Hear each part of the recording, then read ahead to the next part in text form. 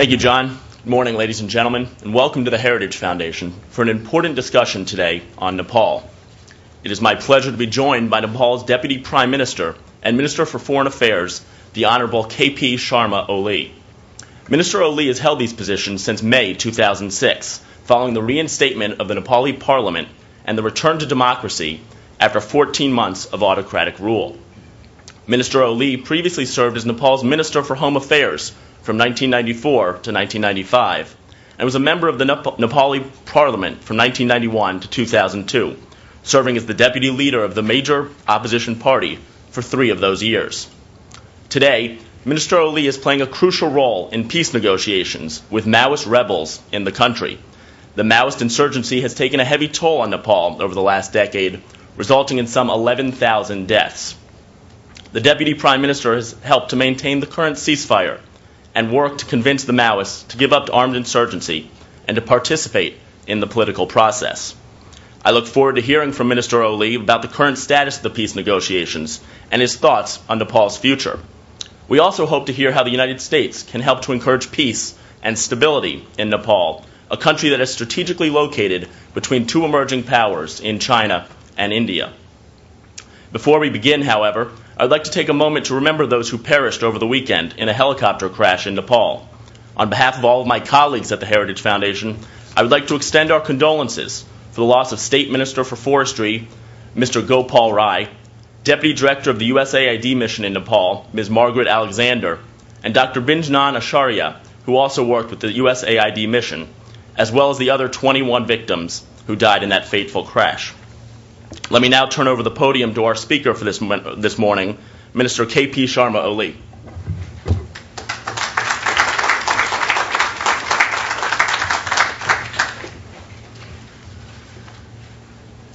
Distinguished ladies and gentlemen,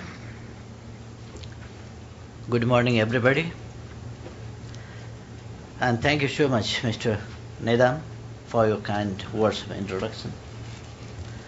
I am delighted to be here this morning to share my views with the distinguished group of well-wishers of Nepal on the recent political and other developments taking place in my country. I would like to take this opportunity to thank the Heritage Foundation for organizing this event. Let me begin with a brief account of the background of the democratic movement that led to the restoration of democracy and reinstated the parliament as the supreme representative institution and returned the sovereignty back to the people. Although Nepal never came under any colonial power, it didn't remain unaffected by colonial influence. It was ruled by the Rana oligarchy for more than a century. A popular revolution brought down the Ranas in 1951, paving the way for the Nepali people to take first steps towards democracy. The country became known to the broader external world only after it joined the United Nations in 1955. After some hesitant preparations for nearly a decade, the first ever general elections were held in Nepal in 1959. And a democratically elected government was formed. Within less than 1.5 years, King Mahendra dissolved the newly elected government and grabbed power. He threw political leaders behind bars, banned political parties, and installed an autocratic partyless panchayat system in 1960. However, political parties sustained their activities against the autocratic panchayat system. In 1990, a peaceful movement brought down the partyless system and the door for a multi-party system was opened. The successful democratic movement the same year, for the first time in Nepal's history, recognized the Nepali people as the inherent source of sovereign authority. The Constitution guaranteed basic human rights, adult franchise, independent judiciary, a parliamentary system of governance under multi-party democracy, and made the institution of monarchy a constitutional one. The first general elections under the new dispensation were held in 1991. With this, Nepal's new democracy started taking roots gradually. 3 general elections had been held until 1999. Elections for the local bodies, for the National Assembly, the upper house of the parliament, were also held during the same period. The press was free and flourishing.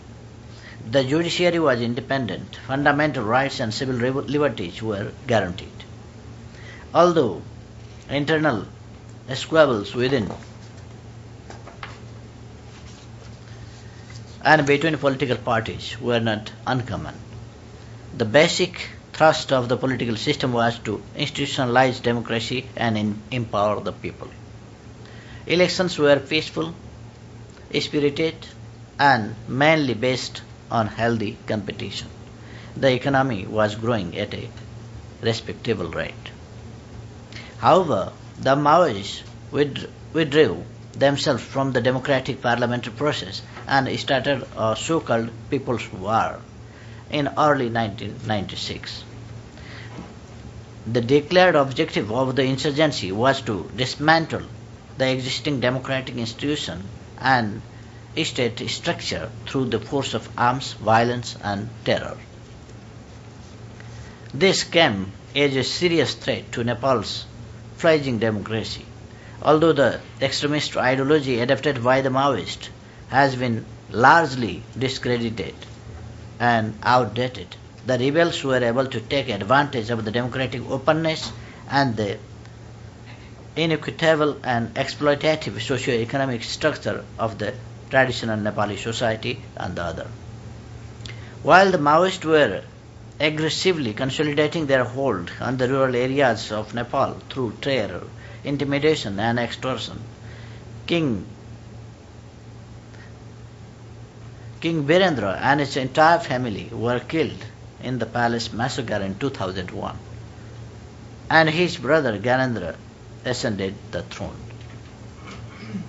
Even as the Maoists were stepping off their activities, the incumbent government fell in 2002 over the question of continuing the state of emergency, and elections were declared. Nonetheless, the polls couldn't take place unscheduled due to the deteriorating security situation amid threat from the Maoists against the elections. It created a political vacuum, taking advantage of this fluid situation. The ambitious King Gyanendra grabbed power himself on 1st February 2005. Thus, a young democracy was nipped in the bud. The 14 months of King Gyanendra's direct rule further aggravated the whole situation. Democratic parties, spawned by the king, and their efforts to reconciliation had no option but to launch a peaceful people's movement to restore democracy, human rights, and fundamental freedoms of the people. An alliance was formed by the 7 democratic parties to achieve this goal. The Maoists became more ruthless in their tactics, hoping to benefit from the popular disaffection with the monarchy.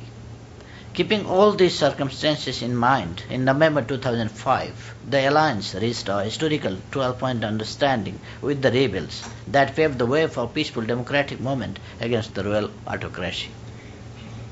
By April 2000,